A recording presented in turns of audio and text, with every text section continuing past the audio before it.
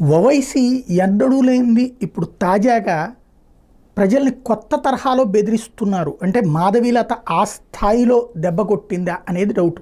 సాధారణంగా చివరిదాకా ప్రత్యర్థులు ఏదో మాట్లాడతారు కానీ అతనే గెలుస్తుంటాడు అనే ధైర్యం అతనిలో ఉండేది.